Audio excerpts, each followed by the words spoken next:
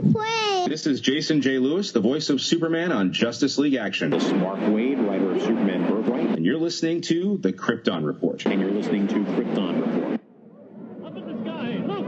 It's a bird. It's a plane! It's the Krypton Report! The All Things Kryptonian podcast, including Superman and Supergirl. We discuss games, movies, cartoons, TV shows, and comics. Find us on Facebook, Instagram, YouTube, and Twitter. Welcome to the Krypton Report. This is a fun episode, isn't it, James? You know why this is a fun episode? Because this is actually the second time we're recording this episode. Because the first time we were almost done with it, and we had technical problems, and we lost it all. So now we are back, trying to bring you that same awesome energy that we had last time, that you've come to love from James and I talking late at night. But pairing that with some new information that we have, and actually doing it a little bit earlier in the day. I think we did. Excuse me, my voice cracked. I think we did pretty good that night when we were recording. I know. I told Janine, I was like, it was so good. We had so much fun, witty banter. We sounded like awesome professionals, and now we're just having to do it again. Yeah, can't capture the magic again. No, we can't. So what we're gonna try? We're gonna try to say some things. So we're just gonna jump on in. And we're going to dive into some news, and here we go. Ready? So in December, Pennyworth Season 2 returns, December 13th, I believe. And they're going to... I believe that's what I saw. And they're going to air up until right around Christmas. They're going to have a two-part mid-season finale, then pick back up in January. So that's cool. You know, the DC property that everyone forgot about exists. Because it's not like on anything. Yeah, it's only on Epix. Like it's in that small thing that we discussed of properties that are still pretty much tied elsewhere. You know, mainly their Batman properties in Smallville. Yeah. I haven't finished the first season. I watched, from what I saw of the first season, first few episodes, I really enjoyed. I haven't gotten back to finish it because it's only on Epix, and I don't have Epix. I'd have to set up a time to do the trial and just binge the whole thing. See, you could do that now. See, when I did it, I had to be crafty and clever. I had to use multiple emails and multiple cards. Oh, jeez. like I had to be sneaky. Sounds like too much energy to watch a show. But you know, I like to podcast with Phil, and I was enjoying watching it, so I did it. Because it was right there at the time when my company was switching over and Epix was no longer being covered. So, and I was like, no, of course you would take this away from us right now. Right when there's finally something on Epix worth watching. Not that Epix doesn't have programming that's worth watching. I also watched a really cool documentary on punk music. Pretty much hosted by Iggy Pop. So that was pretty awesome. Okay, so Pennyworth, check. All right, moving on. Batwheels. A nice new animated preschooler styled TV series. Preschool. Yeah. And, you know. Preschool people. I have, it basically looks like Cars with the Batmobile and probably like the Robin cycle. And maybe the Bat plane and the Bat boat. Yeah, they're all best pals, you know, hanging out down the street, you know, doing some, you know, cool, things. So Teen Titans Go to the Movies called it, man. Batmobile's getting his own movie. Coming broom. So that's cool. I have, you know, that's perfect for my kids' age. You know, I showed them the picture of the Batmobile that was released, and they both were like, "Oh, Dad, that looks cool." And I'm like, "Yeah, you know what? I'll watch it." And I would watch it without them just because I would see what it's like. You know why? Because I'm that dang cool. I'm right there with you. I'm going to check it out.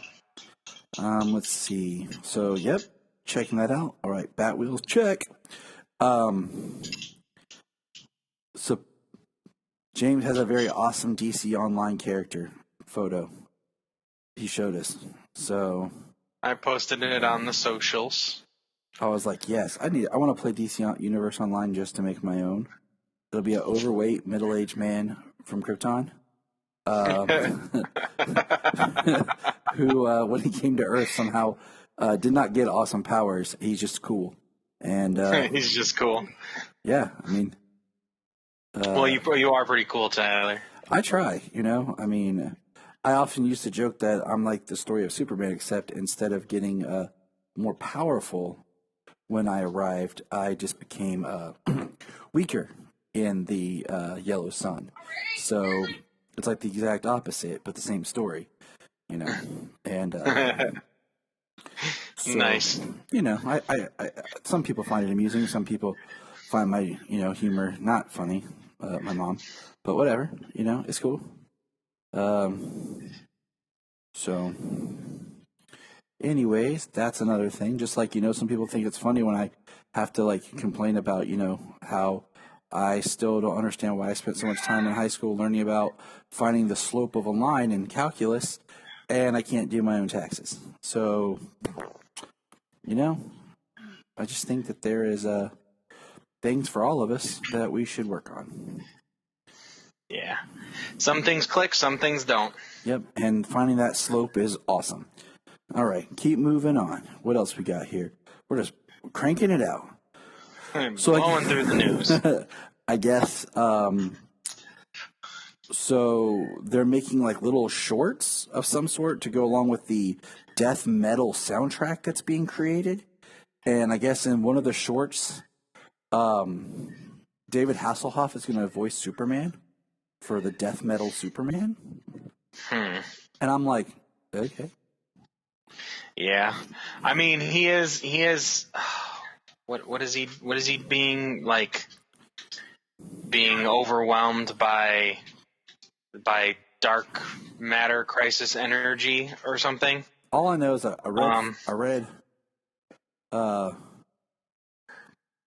part 4. I have not read 4 yet. And I just forgot what part 3 had in it.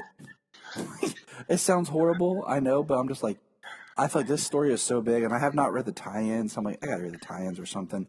I just feel like it's just so much. I've liked the tie-ins. Like Trinity Crisis was really good, because the idea in Trinity Crisis was they are going to the dark matter universe. Am I saying that right? They're going to the dark multiverse. I said dark matter, dark multiverse, to go to the worlds that are basically living these crises over and over and over again, perpetually, to supply Perpetua with multiversal energy. And they're going there to try and collect that energy for themselves in Trinity Crisis. And then, I don't want to spoil it, so you'll have to read it. And then Speed Metal was pretty cool, getting to spend the entire issue with Barry and Wally and Jay Garrick and Wallace West. And is that what they're calling the New 52 Wally as Wallace? I think so. I'm a little behind on my Flash reading, and like I watched a really awesome video. Basically, like, it's funny because they're talking to do the history of the Flash, and they're like, there are 2 Wally Wests. I'm like, yeah, yeah, there are. And then he and there. Yeah, so that one was spent with the Flash family, and then Multiverse's End was pretty cool because like Jon Stewart was taken down by Owlman, and then Jon Stewart had to play exposition guy and tell Owlman all about like what he knew about what was going on, and give Owlman information on previous iterations of the multiverse and previous iterations of himself from before other crises. And they had like Green Lanterns, and they had Owlman, and they had Bat Baby, and they had Captain Carrot, and a whole bunch of stuff. So, and in that point there was only like six universes left in existence. I feel like, there was this time and period when DC, like, didn't have a crisis every 3 years. Now they're like, we have to build up to a new crisis. And it's just like, it is. I highly recommend these videos. Well, what's interesting about death metal here is it's like described as like the anti-crisis crisis. Yeah. Like the reason all of the crises happened before, like that's actually partially explained in Multiverses Ended, where I think it was what caused something caused the first crack in the source wall, and that allowed Perpetua to reach out and twist the anti-monitor for him to do Crisis on Infinite Earths. And then the crack grew larger, and she was able to reach farther to get like Superboy Prime to like start Infinite Crisis, and then something else for like she influenced Final Crisis. Which I think which is all great. I feel like it just should be metal should be a little bit more like, it feels so crazy radical, but yet I feel like it should be more upfront and part of everything. And not being as much of like in the background, like, oh, metal's going on over here.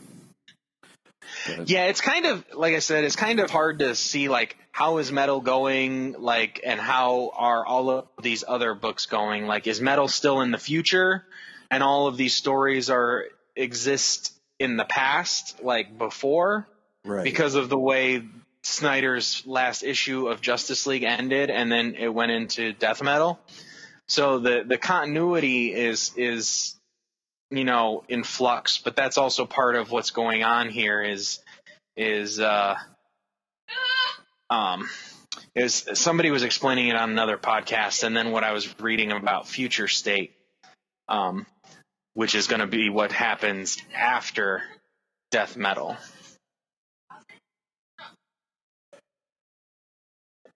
So metal is cool though. I mean, I like Scott Snyder's writing, and just I don't know. I've not been a huge fan of like the Batman Who Laughs. Like it works, but I feel like it's gotten so big and it's such a mouthful to say. Like the Batman Who Laughs. Like his name is literally a sentence. Well, now he's just the Darkest Knight. Or what do they call him at once? He Who Laughs or something. They called him Bat Manhattan. So, but yeah, I feel like metal ties into everything else, but yet they're in a way it's like being treated as like this side adventure. So, well, the interesting thing, I guess, is the way that metal is going to wrap up. What it's going to do to the fabric of space and time and reality is what Future State is based off of. Oh, and look at that segue. Look at that segue. My man James right here. James, take us to the future, bro, now.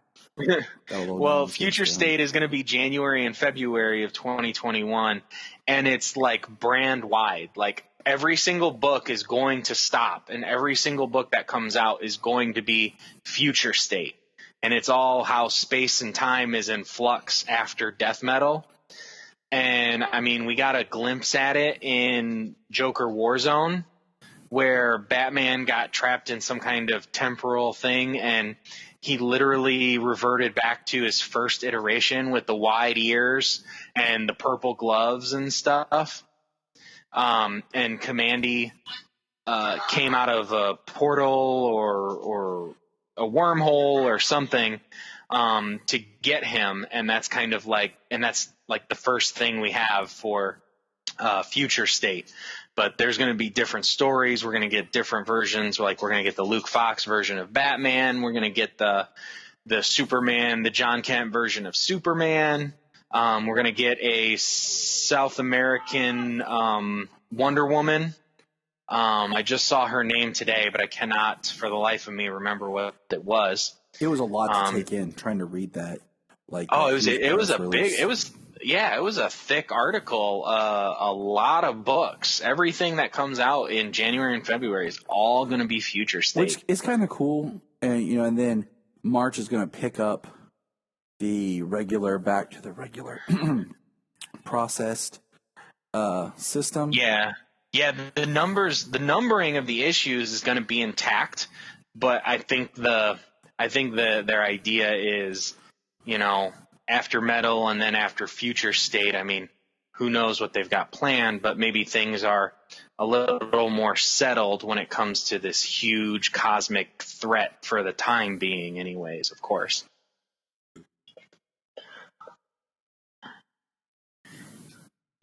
But who knows? So it's going to be interesting. I'm probably going to read the Superman with John just because I like John Kent. In the article, it was very interesting because they said something about how John Kent, to protect Metropolis, shrinks Metropolis and bottles Metropolis. Yeah. And it puts him at odds with Supergirl. Did you see the cover art for it? I posted it on our social as soon as I saw it. I'll see if I can send it over to you now. I was going to say, I haven't been on socials too much. Let me see here. I don't get on a whole lot. Oh, wow. That cover actually looks really good, though. The way they're drawing him reminds me a lot of, like, the way Superman kind of... Well, in the article, they have a picture. They have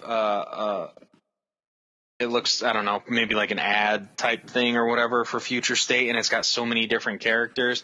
And I really like the way John is looking and his suit and everything. John is a much leaner character than Clark was. Yeah, he reminded of like Flashpoint Superman, but not as like lanky, you know. Yeah, and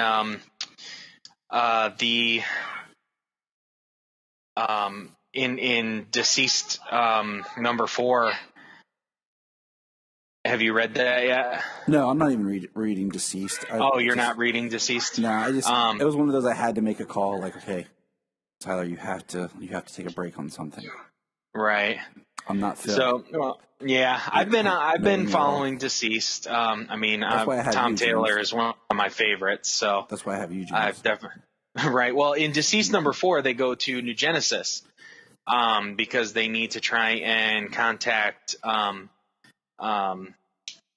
Mobius. They need the chair, and Orion is mad at Mr. Miracle for things that have gone down, and he decks him, he hits him, and he tells him to get up, and he knocks him down again, and he tells him to get up, and he knocks him down again, and Superboy tells him, well, not Superboy, he's Superman. Superman tells him to stop, to quit, and Orion won't listen to him. So next time Mr. Miracle gets up, before Orion can hit him, Superman comes in and hits Orion. And there's a thought bubble in there, or a narration box, and I think it's Damian speculating how Superman, John Kent's unique biology, being human and Kryptonian, would speculates that maybe that combination makes him more powerful than Clark ever was. And he laid out Orion with one punch. Yes. Laid him out cold. See, this Future State is basically like a restructure of the 5G, is what it feels like. Yeah, I think that's what it is. And 5G was a horrible name. I'm just going to say there. Didio,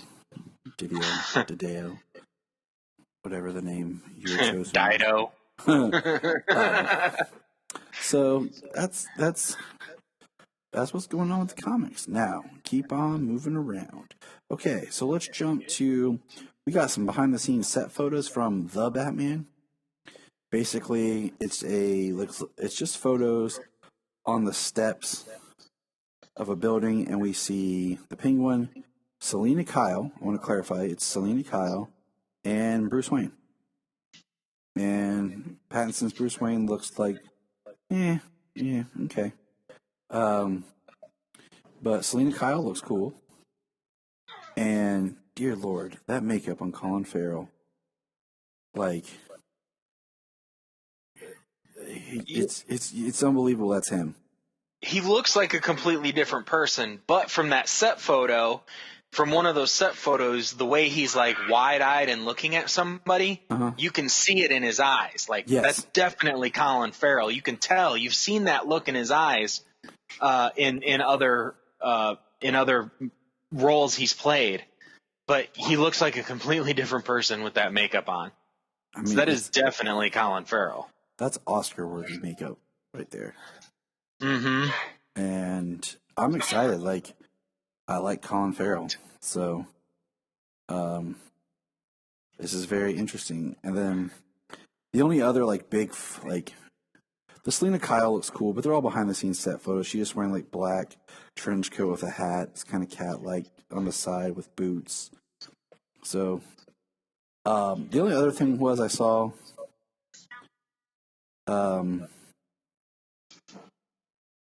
was behind the scene. It looked more of the stunt man doing like motorcycle stunts or something in the bat suit. It looked like he had a gun on his side, and people were like, "Batman has a gun!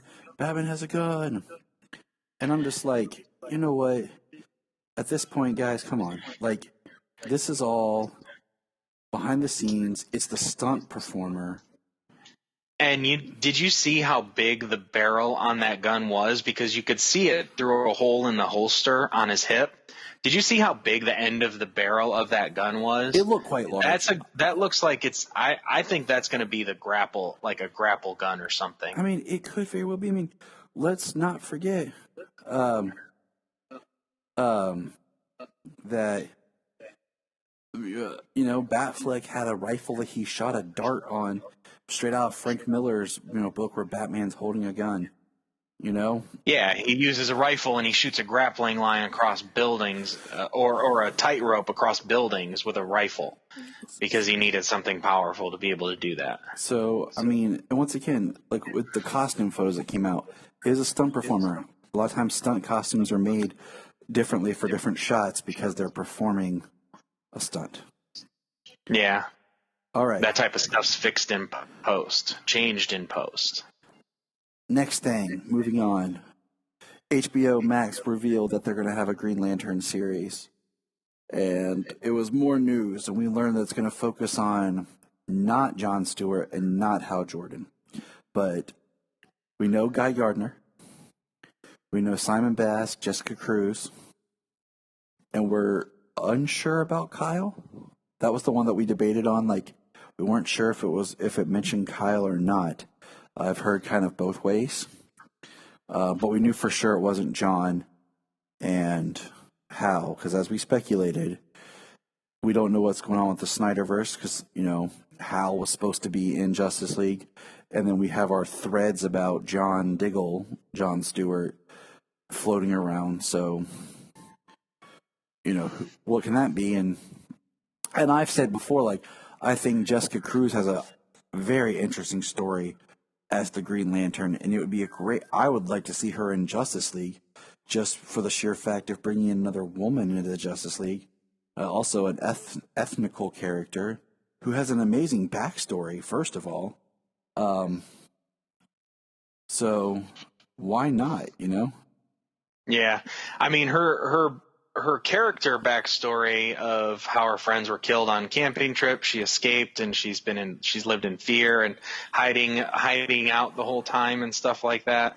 And then the fact that her ring comes from Power Ring from Earth 3, and the fact that it's like there's an entity like inside that's what like twisted and caused the fear inside of Power Ring from the crime syndicate.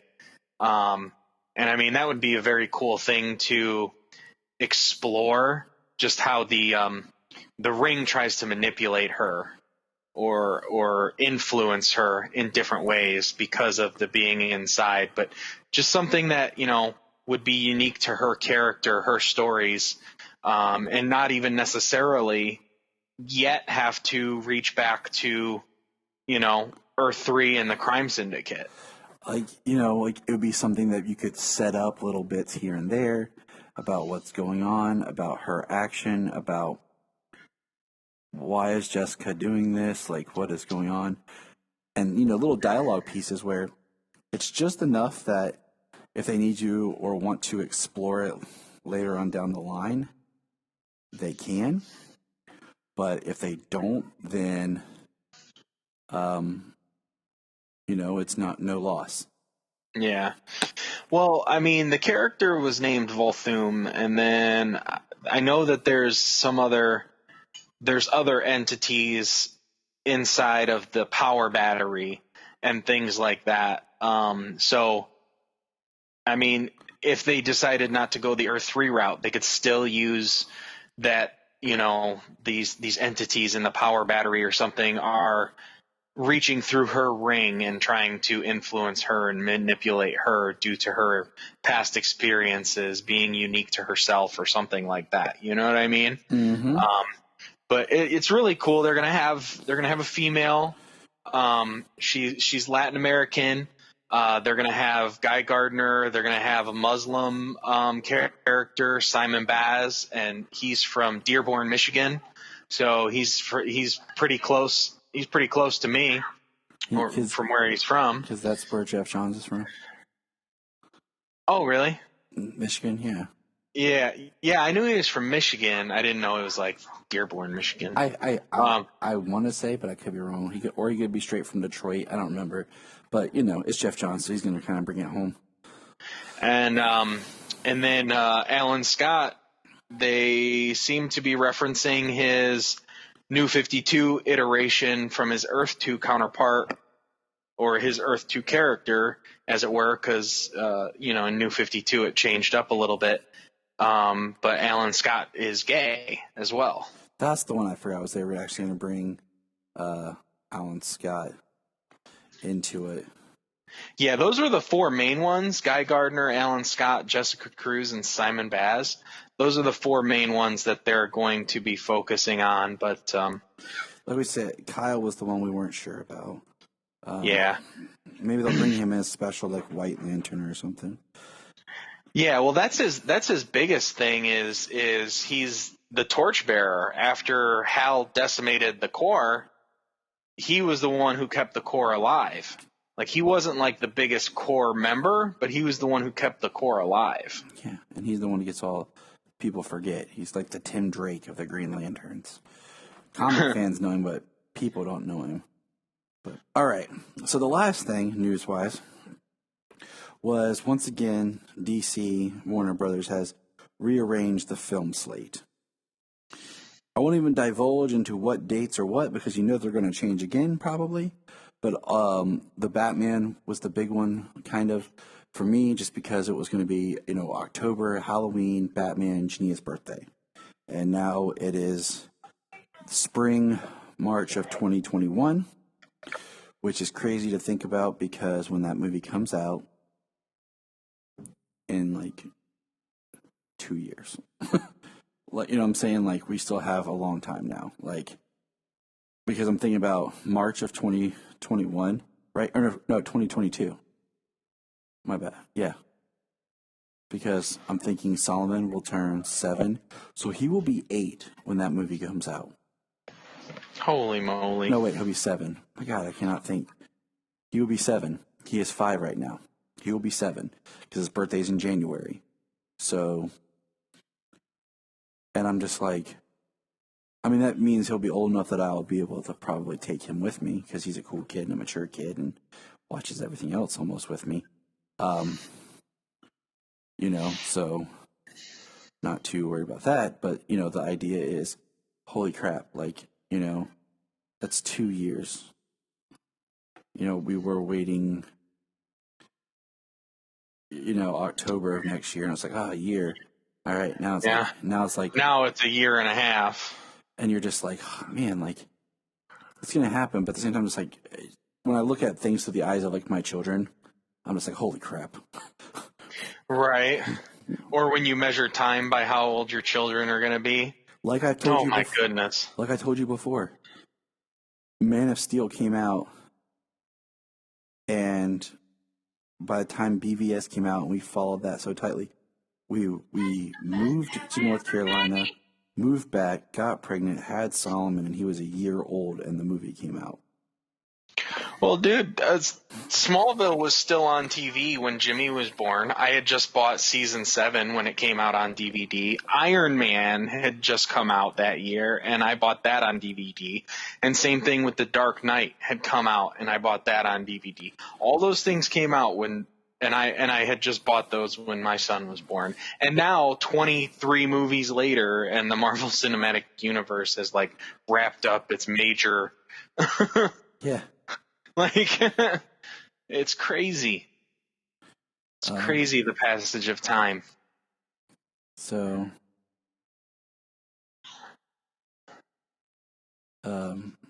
but yeah, I'm not holding my breath because right now they have like the slate said 2 unnamed Warner Brothers films, and then they don't even have really when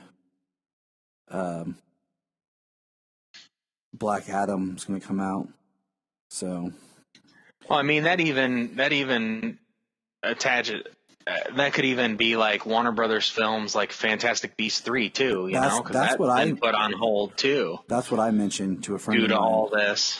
Because that's another big tentpole franchise that's kind of not been talked about, and kind of was like, oh yeah, that's coming out. But so that's all caught up on all the news that was added in the time between a couple of days from when we talked last and was trying to record this episode. But now we're going to get back into comics and talk about John Byrne's Man of Steel #2. And the quick summary of this one is, I like this issue. Compared to how I talked about last issue, I like this one. Yeah. So this one focused on Lois Lane, and it was really nice to see the way they did it with Lois Lane. So you can take it away, James. Hold on, let me switch over here to my Man of Steel. There we go. I mean, yeah, this whole book, I mean, it just takes place over a shorter period of time, like a week, handful of days or whatever, whereas, you know, the first issue took place over the first 25 years of Clark's life. But no, it starts off, he swoops by Perry and Lois on the street, and she's trying to like follow Superman to get an interview with him. They introduce Lex here. Lex's driver tries to get Lois to get in the car, but she basically says that Superman's more important, and that Lex will have to catch her later. And the driver says that he's going to South America and he won't be back for at least a year. So she says much later. So she has very little concern for Lex at the moment. Which probably doesn't feel good to Lex, of course. He probably takes that hugely personally. Of course. So she gets the news helicopter to fly her around. A woman, totally 80s, the clothes she's wearing and walking down the street with a boombox on her shoulder. She gets mugged, and Superman stops the guy who mugged her.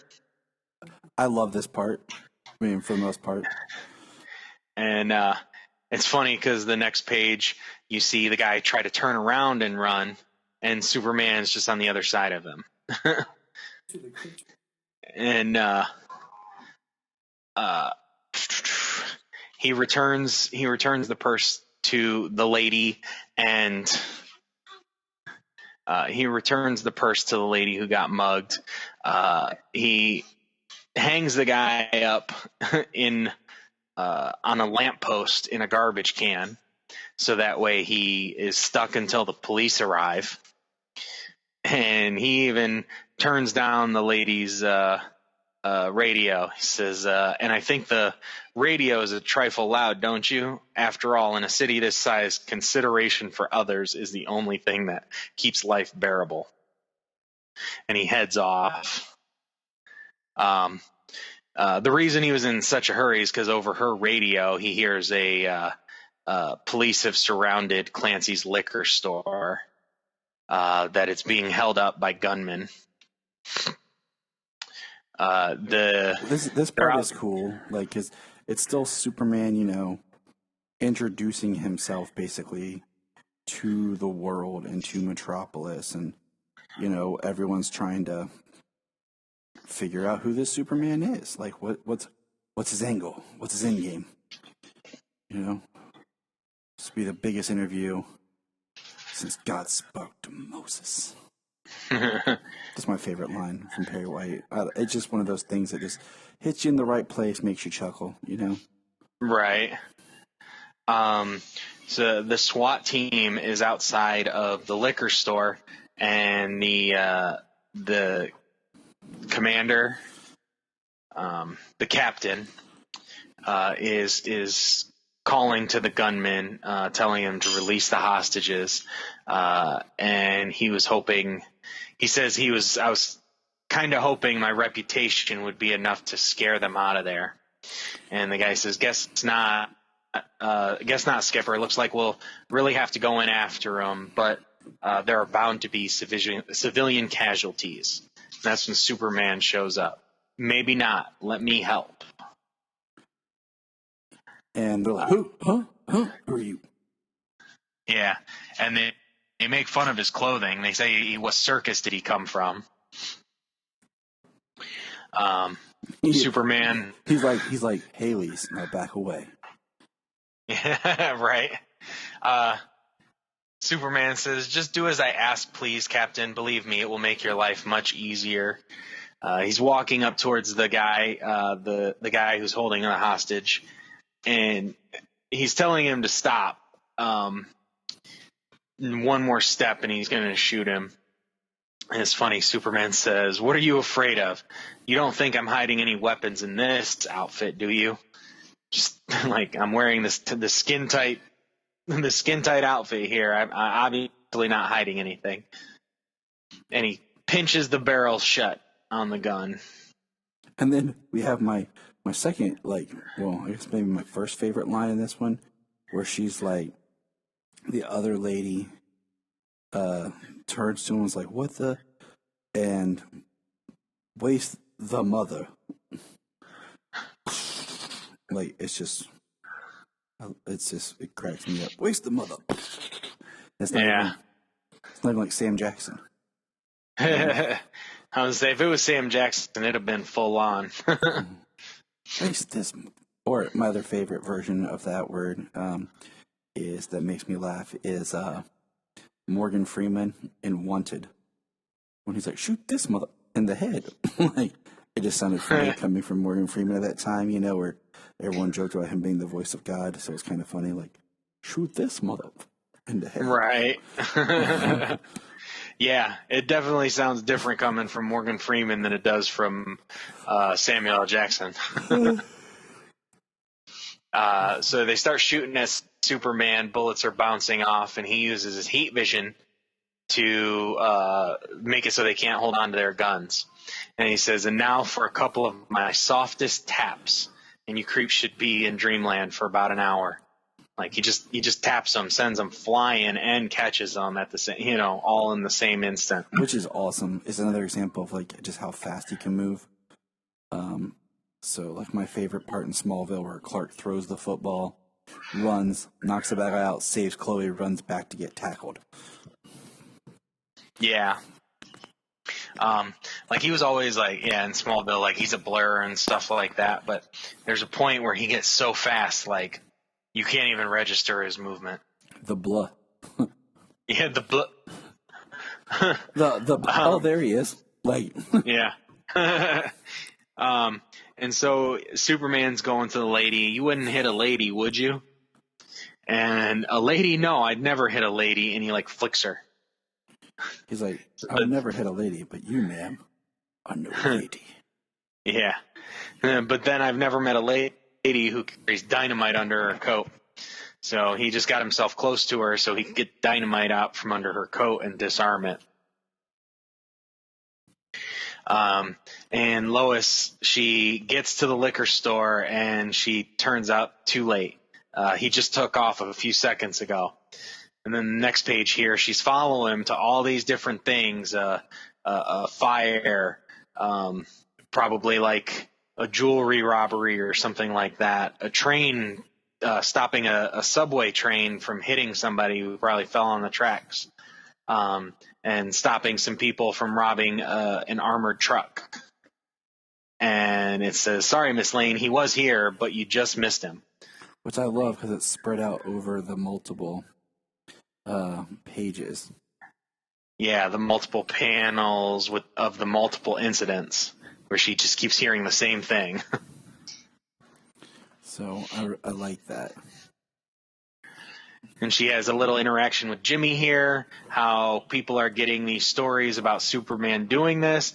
Obviously no interviews with Superman or anything, but people writing stories about what Superman has done. And Lois takes it upon herself here to drive her car into the bay. Which is a very Lois Lane thing to do. Yeah, to literally draw Superman to her when she could possibly die. So her car is sinking, and Superman dives in after her and pulls her car out of the water, and he flies her back to her apartment. Gets ready to leave, and she screams, "Come back here!" And he says, "Yes," and he's right there. You leaving? He's sitting in her apartment. She brings him some wine, brings him some brie, and they have a short interview. She's asking him some questions.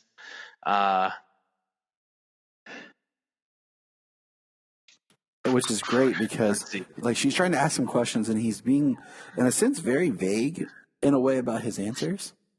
He's not getting to like the meat that she wants, because we'll figure out why shortly. But we get a nice exit of Superman, and he asks her about the iron lung that she had, and Lois has an epiphany that he knew the whole time that she was faking. So, well, because he says, "I guess I'd have to say out of town, Lois. To be honest, I don't really know exactly where I'm from. I guess it really doesn't matter. What matters is that I think and feel as an American." And then he does ask her if she always drives around with an aqua lung under her front seat. So it's really nice there. It's a really good interaction. And then Superman flies to the Daily Planet for an appointment he has with Perry White. And he shows up, obviously, as Clark Kent. So not just now. Right now, it's time for me to keep my appointment with Perry White. The appointment I made 2 days ago was Clark Kent. Because we think he's going to show up to an interview as Superman, I guess is what John Byrne is thinking. but it's interesting just because of the fact that we were mentioning, like, you have Clark writing about himself and the ethics of that. And we pointed out how recently we saw where Clark kind of wrote about himself, but he wrote about like the street level part of the event because he was there on the street. And it's kind of this conundrum of, is it ethical? And I always, I like how it was done, like in Lois and Clark, where, Lois rejected a story that Perry wanted, and she said it was basically beneath her, and Clark took it, and that's how he got his job. Yeah. In that he took the initiative to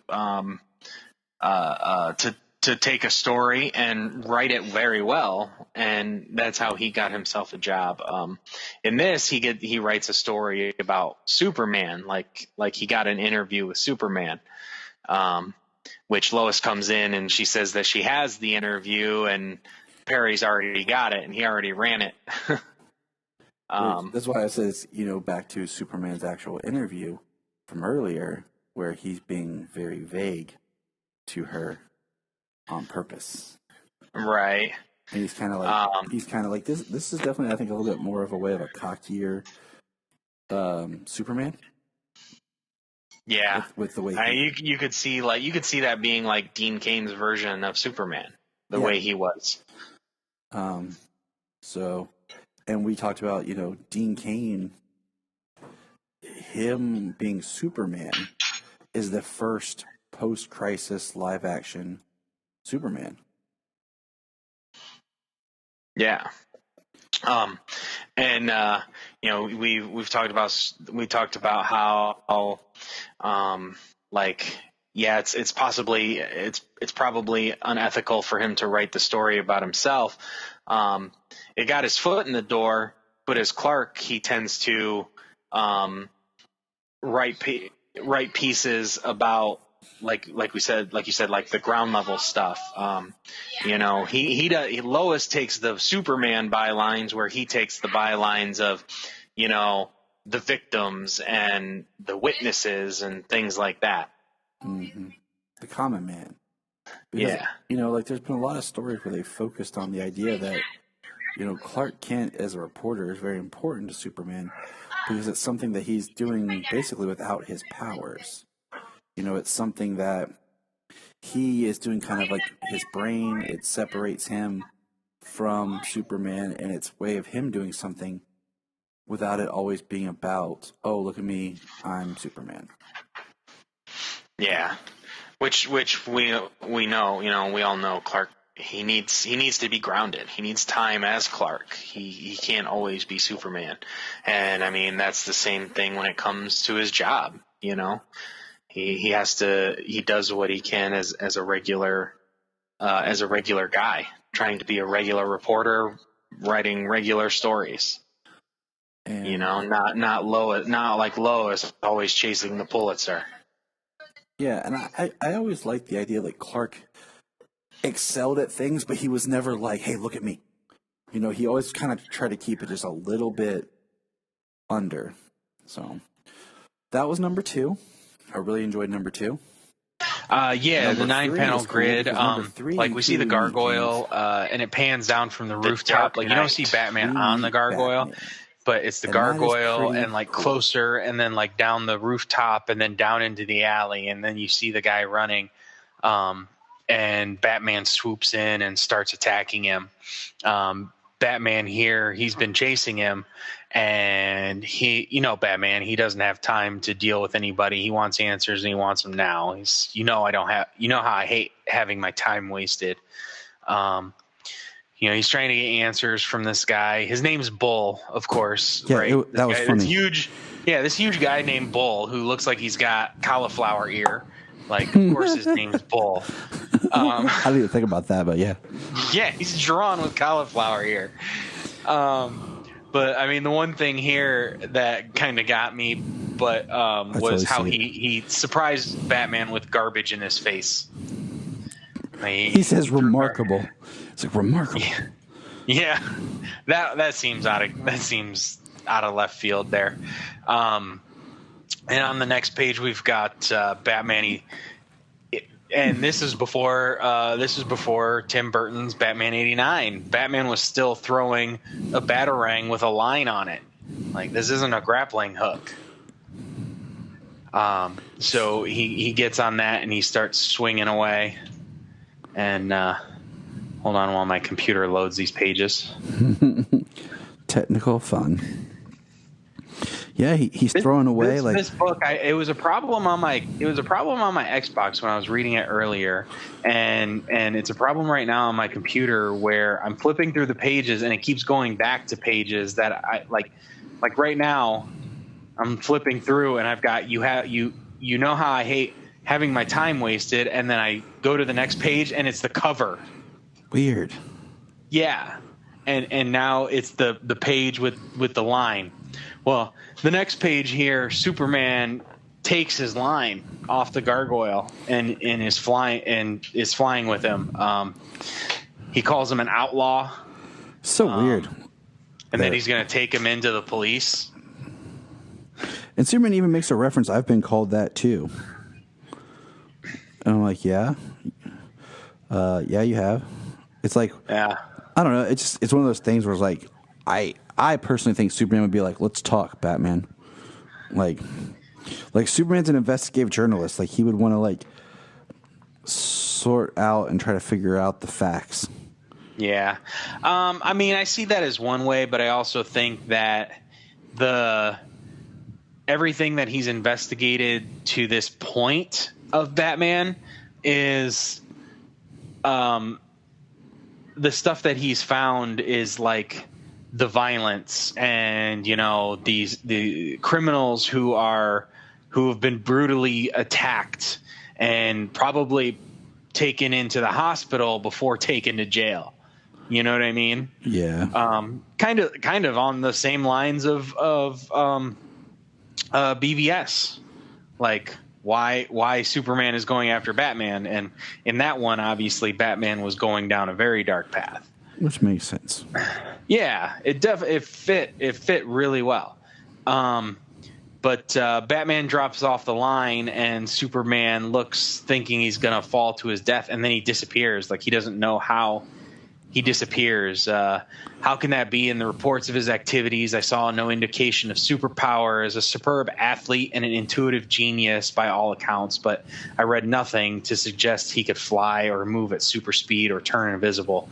And then Batman's literally standing on the building. Invisibility is a relative thing, Superman. Sometimes all it requires is wits and a matchless knowledge of the city. I mean, surprising. What? It's true. Yeah. Surprising Superman that he is on a building behind him. And then they have an interaction on the rooftop. Batman has this force field that is activated due to Superman's presence. He calls it super dense biological material. In other words, Superman U. Yeah, it was. That was a really interesting, just kind of thing. Yeah, definitely a product of the time. Kind of like just this reactive thing that happens. That just this the super science reactive force field. That only is activated when you're near. But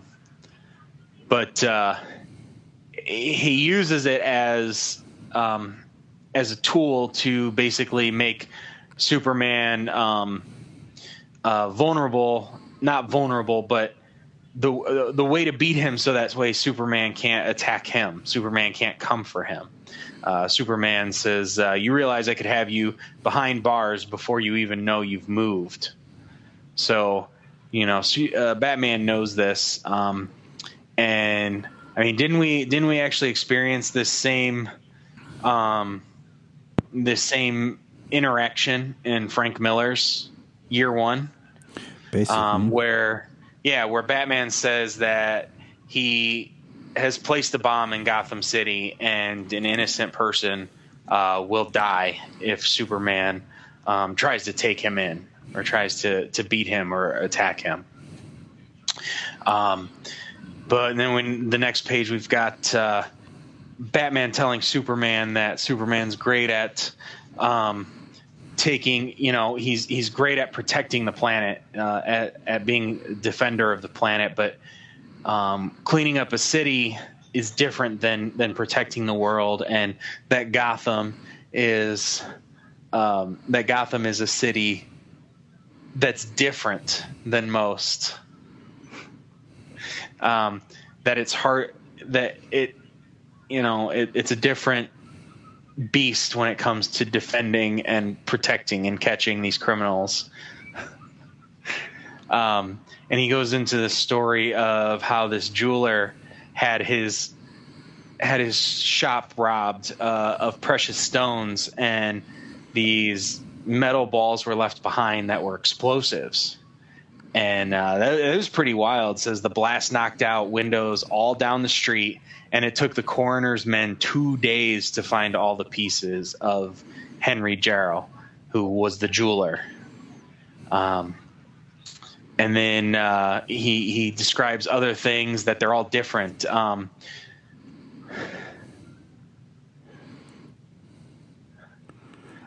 mean, I like this approach. Like, for the most part of the two of them first meet. I think it's always a fun story that writers want to find. Yeah, this was a good interaction the first time they met. The difference in their methods, the difference in the things that Batman deals with as opposed to what Superman deals with. Chancellor's Diamond, a poison gas bomb was left in place of the Regency Emerald, 3 dead. Williker's Rare Stones and Gems, a gadget that squirted acid, 2 dead and 1 horribly disfigured. Tenenbaum's Antiques and Collectibles, a little steel rook that fired razor-edged blades, 3 dead and 2 hospitalized. It's brutal what's happening, and the things that he deals with, just small things. He has to do the detective work to find.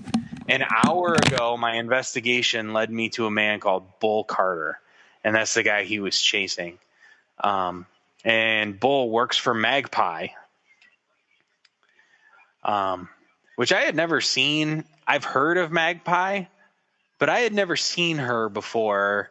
The only 2 places I seen her before this book was Gotham, and Beware the Batman. And then she's in Batwoman. A version of her is.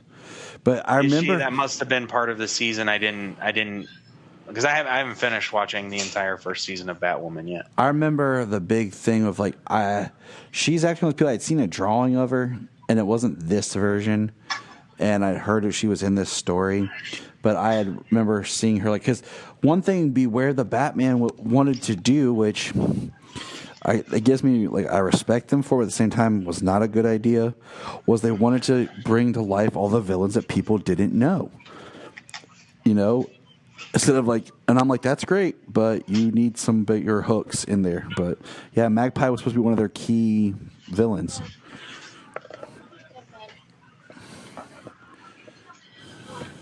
In the morning. Like some sugar. Magpie's very upset. She expected Bull to basically send Batman on a wild goose chase. She wasn't happy that Bull basically he blew it. He blew the opportunity to send him on that wild goose chase. So she's not happy, and she ends up scratching him with a paralysis venom, and then she stuffs a stick of dynamite in his mouth. And the other guy says, "Oh no, boss, not happy birthday, not happy birthday." She blew Bull up. She blew his head off. It was intense. With a stick of dynamite. But in the end, that's what drew Superman and Batman to her. Superman heard the explosion, hears her laughing, and then they both head over to Gotham Museum of Antiquities, a defunct, derelict museum, place that's been closed for years. She's laughing. Bull's body's laying on the ground with a couple of little blood splatters.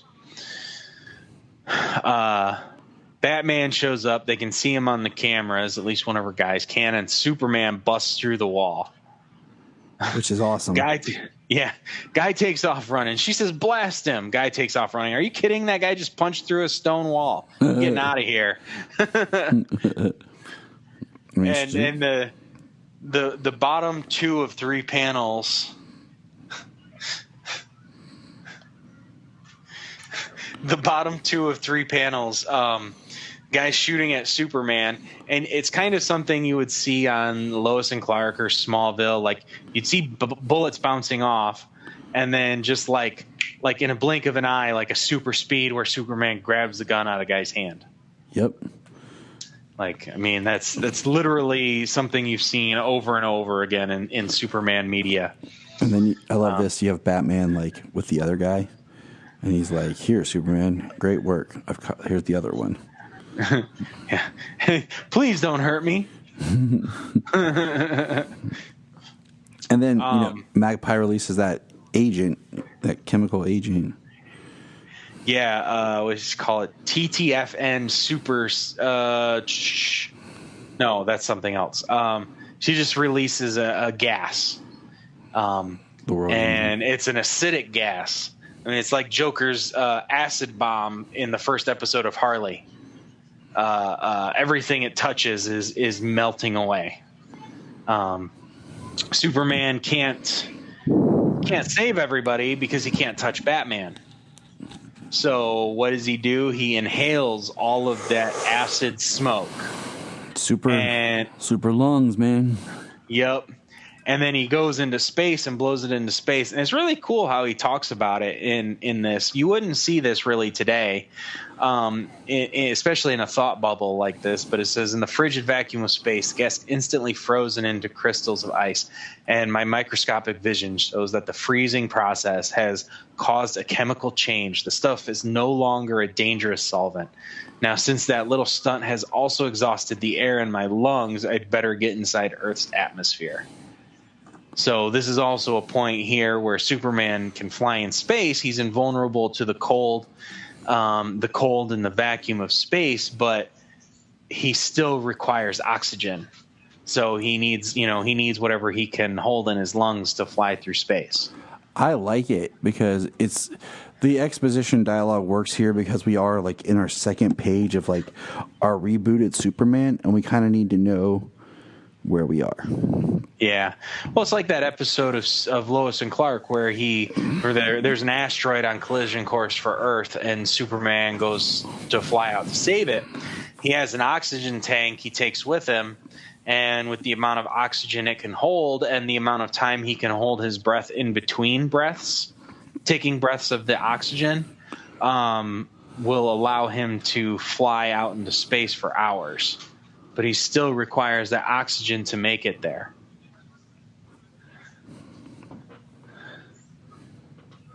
So I like it. So he's afraid Superman's making a run, or Superman's afraid that Batman is making a run for it when Batman's here in his car. This isn't quite your Batmobile that you would see today. It's more like a regular car, but he has a crime lab in the trunk of his car. Analyzes some of the glass that Magpie destroyed that was filled with the gas, and discovers a single fiber, of course, right?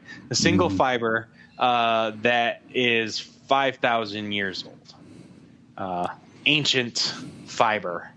So, of course, Batman deduces the only place that it could possibly originate from, which is the Gotham Museum. And they find Magpie in the Gotham Museum. They show an Egyptian exhibit, and they discover her to be Margaret Pye. And they discuss about how she is psychologically broken. She's not a real criminal, not the kind of gutter slime I've dedicated myself to destroying.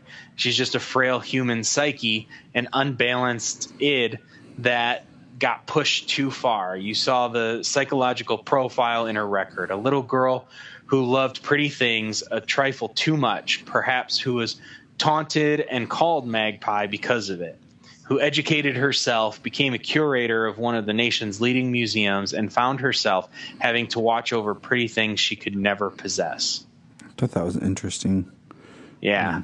But Batman still, I feel sorry for her, Superman, but I feel more sorry for her victims. Even though she's psychologically broken, it doesn't excuse her actions for killing people. I like what Batman says, like, about feeling sorry for her, like how he explains it back to Superman. Like, I liked it a lot. Yeah. It was very well written. I think this whole issue is very well written. The only line I don't like in this, and we're getting there, but I'll tell you here in a second. Okay. Well, they're outside. They're across the street from the museum on the roof. The cops show up, take her into custody. And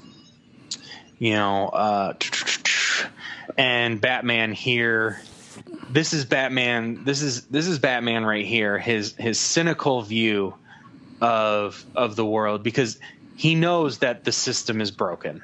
That's one of the things. That's one of the differences between Superman and Batman. Superman believes in the system and believes the system works. Batman believes in the system, but only believes in it if you can force it to be honest. He knows that it's broken. He knows that it works, but he also knows that it's broken. And that's the difference between the two. To a degree, Batman has more of a cynical view on it. But he says if Gotham is lucky, they'll put her in a nice, safe, padded cell out at Arkham Asylum. And if we're unlucky, she'll find herself a hotshot legal eagle and be back on the streets before you're halfway home to Metropolis. And then you got Superman. You sound bitter, Batman. I guess you've got reason. Your Gotham is different from my town. It's true. And then we got, Batman here saying he hasn't slept in 4 days. So I think Batman's kind of tired now. Needs to at least sleep once or twice a week. But Superman stops him. We still have the matter of an innocent life you placed in jeopardy. And Batman says, "Oh yes, the bomb." And Batman had the bomb on himself the whole time. He had a real bomb, so it made sure he wasn't lying, because he also says, "I also knew that with your great powers, you'd probably be able to tell if I were lying." Yep, and that's makes sense. So he didn't put an innocent life. He didn't put anybody else's life in danger but his own. Which I like. But he was honestly in danger. So, he wasn't lying. But to make it effective, Superman had to believe it was somebody else and not him.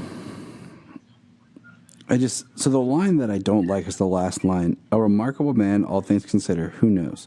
In a different reality, I might have called him friend. Like, that's a weird way. Like, why can't they just eventually be friends? Why, it's just a weird way of like, maybe we've been friends someday. Well, I almost wonder if that wasn't like, I don't know much about anything before Crisis. You know how I'm not much of a Silver Age reader at this point. I haven't gone back that far yet. I almost wonder if this wasn't like a kind of like a callback. Like, I'm sure World's Finest was out before in the Silver Age, right? When they were okay. So there were probably times where they were friends before in a quote unquote another reality. So I think that this is kind of just like a callback to that. Like, this is their first meeting. This is a darker, more confrontational Batman. This is a different Superman than there was before. So I think that's more or less kind of what it is. It does kind of stand out, I think, but just upon review and this being the Superman, right? This is the Superman immediately after Crisis. This is the beginning. This is their first meeting. So that's what I take from it. It makes sense. It would be cool. But yeah, I enjoyed issue 3. This one, okay, so with the 3 that we've read so far, if I had to order them by favorite to least favorite, it would go 2, 3, 1. I probably say the same. And 2 and 3 aren't really, and 2 and 3 are not, they're almost indistinguishable from 1 or 2. I mean, on any day, it could probably be one or the other. My reasoning behind it is, we already know how I feel about issue 1, so I don't have to go into all that. But my thing is, 2 felt more organic, where it starts. This one still feels weird, like all of a sudden, like Superman's just decided to hunt down Batman. Right, yeah, there is no lead into it. That's true. There is no buildup that we get, say, in like BVS. You know, there's no buildup before he confronts Batman. So that's just kind of my like he just shows up and like. So I mean, it works, but That valid reason, definitely. For sure, yeah, valid reason. I like I said, I think on any day here, it could be 2 or 3. You know, 3 was a very good story. It just like you said, it just happened. But 3 was a very good story. I think their first meeting was really good. I don't know if there's anything that goes on between the books. You know what I'm saying? Like, I don't know if Superman's running congruent. I need to do some reading, but like, I don't know if Superman running congruent with this. So like, you're reading the Man of Steel miniseries, which is like the high points, but we also have other things going on in the actual Superman book. I don't know. Mm-hmm. Yeah, I don't. I don't know. To me, yeah, I really don't. But it was very good. I don't have any complaints other than just like no. I'm enjoying it. I'm enjoying. Book 1 is definitely my least favorite out of the 3 that we've read so far. Which is so weird. I'm enjoying the whole. Yeah, I liked it, but it's just my least favorite. But yeah, it's a good series. I'm glad we're reading it. So, all right. Anything else you want to throw in there and add, James? You can think of? No. Looking forward to reading book 4. Got Lex Luthor on the cover there, and where else can we go but to Luthor? Yeah, of course. So, jumping back to our recent dive into Legion, I'm actually enjoying it a lot more than I thought I would. Just like, I don't know. It's kind of neat because it's like, it's new to me, but it's an older cartoon, and it still has that older cartoon flair and flavor that I miss. So, episode 2, I watched with the kids, and it was good. Like, the heart, like I had seen it before, but I kind of forgotten it. Timberwolf is the episode. And we learned that this scientist calls the Legion for help. And the reason why he needs help is because there's this beast that's out of control on his island. And the Legion, Saturn Girl encounters it. And we find out that the beast is actually the scientist's son. He's just in a very heightened enraged state. And the scientist wants the Legion basically to bring him in so that he can continue experimenting on him. And I thought that was like it's a big deal, you know? Just the contrast of what this person's willing to put their son through. Yeah, the scientist in this episode, I mean, he was a piece of garbage. He's performing illegal genetic experiments. He's outside of different galactic jurisdictions. Which is weird. I mean, it is the future, but at the same time, I'm like, doesn't the Green Lantern Corps basically have like the entire galaxy universe as their right? So. I mean, they do have different things. I mean, like, I don't know, like the Ghost Sector, or, you know, like they probably have certain areas that are probably like just outside of like the Green Lantern sectors. You know what I mean? Maybe some unexplored areas or something. Yeah. Or that makes sense. You know, kind of like the Outer Rim, what have you. Yeah, this ain't Star Wars, man. The Outer Rim. Well, like in the Green Lantern Corps, in the Green Lantern animated series, like what they do, go beyond an asteroid wall or something, and it was like out of the Guardians' jurisdiction or something. So weird. So, I mean, Yeah. I mean, Guardians of the Universe, they have most corners, policed, but I'm guessing not every corner. But yeah, he's performing illegal genetic experiments. He's voiced by Harry Lennox. Harry Lennox? Henry? Yep. Harry, right? Yep. And which is really cool. I mean, it's legacy right there in DC. And this is before he was in Man of Steel. Yeah. So, and like Man of Steel was like his legacy cast. Mm-hmm. But yeah, he's a trash person, and he did these experiments on his own son, as well as who knows who and what else. And his son, very upset about the whole thing, rightfully so, and he destroys his lab, and he leaves the planet and goes off to join the Legion as Timberwolf. Timberwolf isn't there, but he's brought up. Take it away. That's what James said. Yeah. They do reference Timberwolf, which I like. I like the continuity during his. Yeah, something about his. It was supposed to be his Superman and Timberwolf's patrol. Yeah. Patrol shift or something. I almost want to say, in this episode, Superman rescues a young woman named Alexis. and she richest girl in the galaxy. Yeah, the smartest. All her time with him, and she goes so far to even try to destroy the Legion, just so Superman has the time to be with her.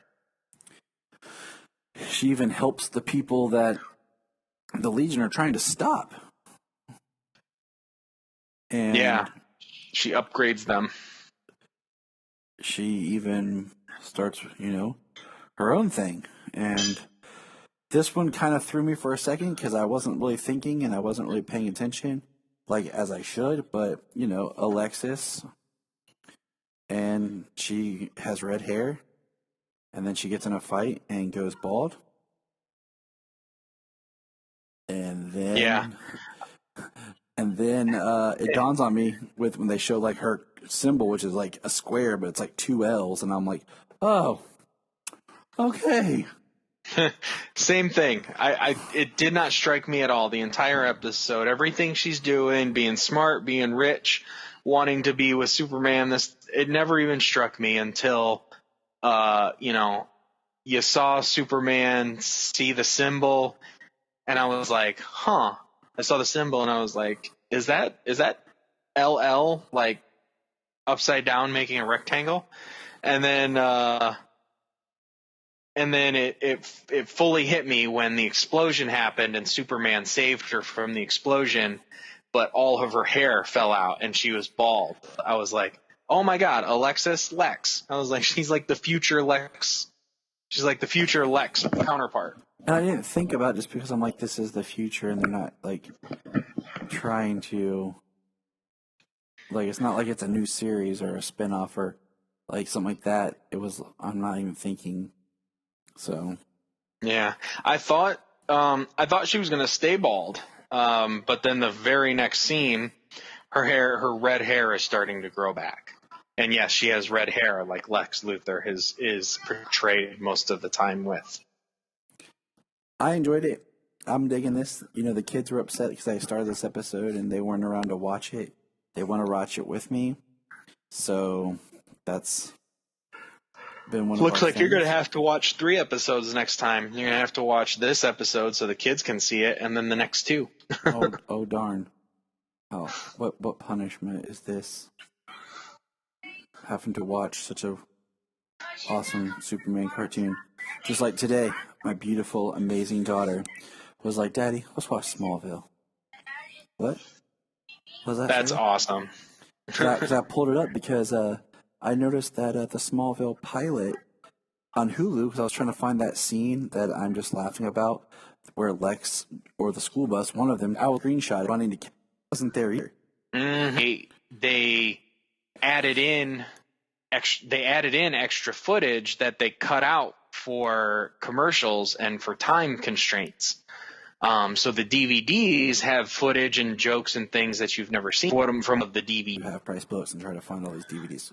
I used to have Find all the Friends DVDs. Yes, I have season 10 on DVD because at the time my roommate had all the others, but not season 10. So I bought that one because I was like, we're roommating and sharing. Look up in the sky. Look up in the sky. Look in the sky.